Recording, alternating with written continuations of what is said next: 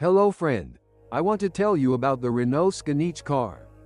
The successor to the revolutionary Scenic, produced for a relatively short time, turned out to be an even better car than its predecessor, but no less troublesome. Fortunately, if you buy sensibly, you can avoid unpleasant surprises. Structurally, the Scenic is based on its donor, the Renault Scenic II. There's nothing special here. The suspension is a McPherson strut at the front and a torsion beam at the rear. The steering system has electric power steering. The car is traditionally for the French of that time quite softly and comfortably tuned, but it drives well provided that the running gear is in good condition. Passive safety is at the highest level, 5 stars in Euro NCAP. Engines. The range of engines includes 4 petrols and 3 diesels. The basic petrol engines are not turbocharged. These are the engines known from other models. 1.416V, 98 hydrogen phosphide, 1.616V, 113 hydrogen phosphide, and 2.016V, 135 hydrogen phosphide. Only one engine is turbocharged, and it is the 2.0T with 163 hydrogen phosphide, which provides excellent dynamics. The problem is that finding a Scenic with such a drive is difficult. Diesels are very popular in this model.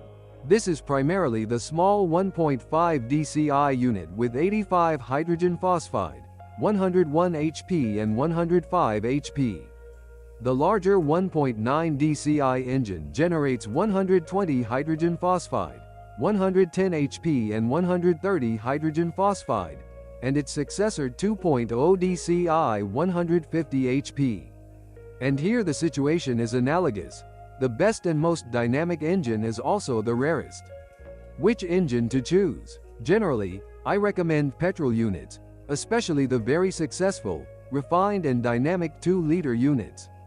The naturally aspirated one has 135 hydrogen phosphide, which is more than enough for dynamic acceleration of this car, as well as for safe overtaking. Its supercharged version is simply much more powerful, 270 Nm instead of 191 Nm.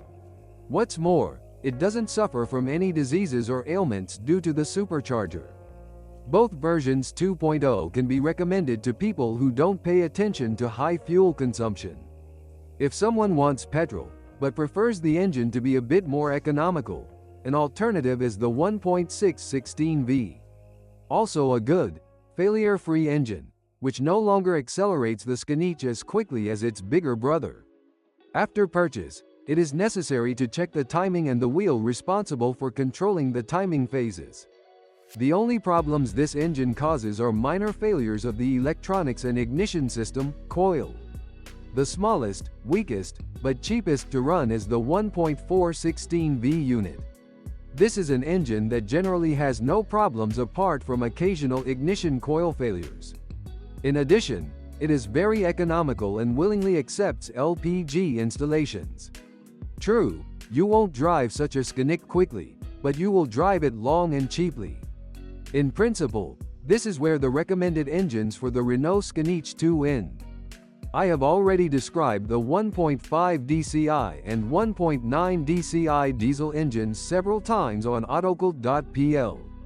I will only mention their problems with the injection system, supercharging and crankshaft bearings. If I had to choose the lesser evil here, I would aim for the 1.5 DCI engine, which should immediately undergo a thorough inspection with replacement of bearings in the starter package. A well-maintained unit rewards you with good flexibility, except for the 85 HP version, and very low fuel consumption.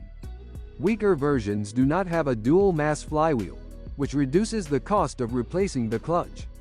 I simply do not recommend the 1.9 DCI unit, although the modified 130 HP one is quite good. This does not change the fact that it is still very risky. It is difficult to give an unequivocal assessment of the 2.0 DCI diesel. Yes, it is a very good engine in itself. It is a worthy successor to the inglorious 1.9 DCI. It has no design flaws, but there are the first signs that the bearings are wearing out in some cars. However, these are isolated cases. There is only one problem. Scenics with this engine are also individual cases, and searching for it by force does not make sense. If you come across a nicely maintained example from the end of production, preferably with some service documentation, and you really need a diesel, then I definitely recommend it. What's broken? All the advantages of the Renault Scenic are sometimes drowned in the number of flaws it has. However, we are talking about operational flaws. The problem is how tightly all the equipment is mounted. Mechanics who do not specialize in repairs of newer Renault models may have a problem with many activities, and therefore the cost of labor increases disproportionately to the work performed. The pleasure of owning a car is spoiled by emergency electrical equipment, ventilation system, locks, and the hands-free card. The immobilizer, ignition, alternator, crankshaft position sensors, and camshafts are all common. These are the reasons why car users call for roadside assistance. Sounds scary? Remember that this applies to all copies in general, not the one you choose, and it is something that can await you, not something that will definitely happen to you. It is worth adding that the copies after a small facelift in 2006 were significantly improved in terms of quality. The suspension is not one of the most durable systems in this car, but fortunately it is quite simple and cheap to repair. The problem is that you have to look quite often and practically everywhere. The steering gear is quite durable, but the electric power steering controller is not. The straight beam requires the replacement of wheel bearings and bushings quite early, and sometimes the shock absorbers, upper mount, knock. The same applies to the front McPherson struts. The front wishbone has a non-replaceable pivot. Another element that can make a disturbing noise at the front is the subframe, which tends to unscrew from the body. The brake system is functional, but with each pad change I recommend a very thorough inspection of the caliper operation because they tend to fail. Especially the electric parking brake. The user may be consoled by the fact that the bodywork does not corrode. It should be remembered that some elements of the upholstery are made of plastic, e.g. front fenders. So be careful with the assessment using a paint thickness gauge before buying. Unfortunately, it happens that you will find water in the cabin. Most often, the cause is the air conditioning evaporator drain hose. Yes, Renault Scenic II is an emergency car, although these are usually not large and expensive repairs. A big advantage of the model is that spare parts are widely available and very cheap. Even theoretically expensive elements, in practice they are not. Unfortunately, it happens the other way around. What could be cheap is expensive because of French technological thought. An example would be the rear brake disc, which is integrated with the wheel bearing, costing about $50 a piece. The operating costs will be high if you get a neglected model and you do not have a good mechanic at hand. The operating costs are increased by the high failure rate, but on the other hand we have cheap parts.